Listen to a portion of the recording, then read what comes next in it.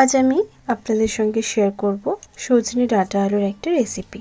গরম কিন্তু এখন হালকা হালকা পড়তে শুরু করে দিয়েছে, আর বাজারে গেলে কিন্তু প্রচুর পরিমাণে সজনে ডাঁটাও দেখতে পাওয়া যাচ্ছে। এই সময় কিন্তু সজনে ডাঁটা আলুর এই রেসিপিটি অবশ্যই একবার তৈরি করে খেয়ে দেখবেন। এই সজনে ডাঁটা আলুর যদি তরকারিটি হয়, ভাতের সঙ্গে কিন্তু আর কিছুই লাগবে না, পুরো ভাতটা কিন্তু এই দিয়েই খাওয়া হয়ে যাবে। এতটাই সুস্বাদু লাগে এই ডাঁটা আলুর তরকারি রেসিপিটি। যারা সজনে ডাঁটা খেতে ভালোবাসেন তাদের কিন্তু এই রান্নাটা খুবই ভালো লাগবে। নমস্কার বন্ধুরা, অনুশ্রী রান্নাঘরে আপনাদের সবাইকে স্বাগত। রেসিপিটি তৈরি করার জন্য আমি এখানে দুটো মাঝারি মাপের আলুকে খোসা ছাড়িয়ে এরম লম্বা লম্বা করে কেটে ধুয়ে পরিষ্কার করে নিয়েছি এখানে সজনে ডাঁটা। আমি এখানে 250 গ্রাম পরিমাণে সজনে ডাঁটা নিয়েছি। সজনে ডাঁটার খোসাটাকে ছাড়িয়ে ভালো করে পরিষ্কার করে ধুয়ে নিয়েছি। এরপর এখানে আমি 3 থেকে 4টে রসুনের কোয়া নিয়েছি, আর নিয়েছি 1 ইঞ্চি পরিমাণে আদা আর রসুন, আর এখানে নিয়েছি দুটো ছোট মাপের টমেটো।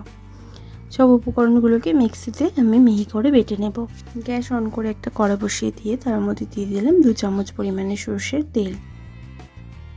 তেলটা গরম হয়ে গেলে এখানে 50 গ্রাম পরিমাণে আমি সাদা বড়ি নিয়েছি, মানে বিউলির ডালের বড়ি নিয়েছি। বড়িগুলোকে একটু লাল লাল করে ভেজে নেব। এই রান্নাতে কিন্তু একটু বড়ি অবশ্যই দেবেন, যদি আপনাদের কাছে বড়ি থাকে, তাহলে কিন্তু রান্নার টেস্টটা ভালো হয়। বড়িগুলো ভাজা হয়ে গেলে বড়িগুলোকে তেল থেকে তুলে নিলাম। এরপর ওই তেলেতে ডাঁটাগুলোকে দিয়ে দিলাম। ডাঁটাগুলোকে একটুখানি ভেজে নেব। ডাঁটাগুলো এরকম হালকা লাল লাল করে ভাজা হয়ে গেছে। এরপর ডাঁটাগুলোকে তেল থেকে তুলে নিচ্ছি। ওই তেলেতে আলুগুলোকেও একটু ভেজে নেব। আপনারা চাইলে সজনে ডাঁটা আলু কিন্তু একসাথেও ভেজে নিতে পারেন। আমি এখানে একটু আলাদা আলাদা করে ভেজে নিচ্ছি। ভালো করে আলুগুলোকেও আমি হালকা লাল লাল করে একটু ভেজে নিচ্ছি। আলুটাও হালকা লাল হয়ে গেছে। এবার আলুটাকে তেল থেকে তুলে নেব। এরপর আমি দিয়ে দেবো আরও 2 চামচ পরিমাণে সর্ষের তেল। তেলটা ভালো করে গরম হয়ে গেছে। এরপর ফোড়নে দিচ্ছি 1 চামচ পরিমাণে 5 ফোড়ন আর একটা শুকনো লঙ্কা। ফোড়নটাকে একটু ভেজে নেব। ফোড়ন থেকে একটা সুন্দর গন্ধ বেরিয়ে এলে দিয়ে দিচ্ছি সামান্য একটুখানি হিং। এরপর আমি আদা রসুন টমেটোর পেস্টটা দিয়ে দিলাম। আপনারা যদি কেউ রসুন না খান, সেক্ষেত্রে রসুনটা কিন্তু স্কিপ করবেন। আর দিয়ে দিলাম মিক্সিং জার ধুয়ে সামান্য একটুখানি জল। এরপর এই মশলাটাকে ভালো করে কষিয়ে নিলাম। এরপর দিয়ে দিচ্ছি 1 চামচ পরিমাণে ঝাল লঙ্কার গুঁড়ো, 1/2 চামচ পরিমাণে হলুদের গুঁড়ো,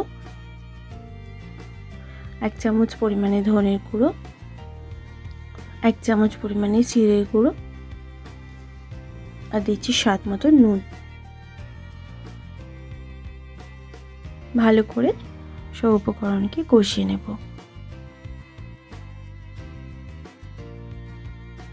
মশলা থেকে কিন্তু তেল সেপারেট হতে শুরু করে দিয়েছে, আর মশলার কালারটাও কিন্তু আগের থেকে অনেকটা চেঞ্জ হয়ে গেছে। মশলাটা কিন্তু বেশ ভালোভাবেই কষানো হয়ে গেছে। এরপর ভেজে রাখা আলু, বড়ি, ডাঁটা আমি দিয়ে দিলাম। দিয়ে ভালো করে এবার একটুখানি মশলার সাথে কষিয়ে নেব। ফ্লেমটা কিন্তু মিডিয়ামেই আছে। ভালো করে সব মশলার সাথে সব উপকরণগুলোকে কষিয়ে নিলাম। ভালো করে কষিয়ে নেবার পর আমি এখানে দিয়ে দিচ্ছি 1.5 কাপ পরিমাণে জল। যে যেমন গ্রেভি খাবেন সেই হিসেবে কিন্তু এখানে জলটা ব্যবহার করবেন।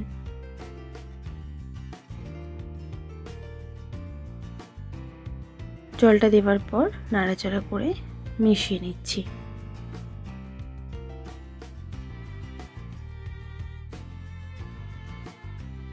ভালো করে নাড়াচাড়া করে মিশিয়ে নিলাম। গ্রেভিটা ফুটে উঠতে শুরু করে দিয়েছে। এরপরে আমি ঢাকা দিয়ে 5 থেকে 7 মিনিট মিডিয়াম ফ্লেমে রান্নাটা হতে দেব। 5-7 মিনিট পর ঢাকাটা সরিয়ে নিয়েছি। দিয়ে দিচ্ছি সামান্য একটুখানি ধনেপাতা কুচি, ভালো করে নাড়াচাড়া করে মিশিয়ে নেব। একটা সুন্দর গন্ধ কিন্তু বেরোতে শুরু করেছে। একটুখানি গ্রেভিটাকে আমি ড্রাই করে নেব, খুব বেশি শুকনো করব না, গ্রেভিটা একটুখানি জাস্ট শুকিয়ে নেব।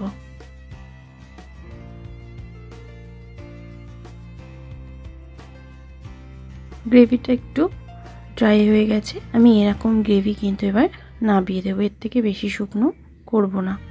এবার গ্যাসের ফ্লেমটা বন্ধ করে দিয়ে আর 2 মিনিট আমি স্ট্যান্ডিং টাইমে রেখে দেব।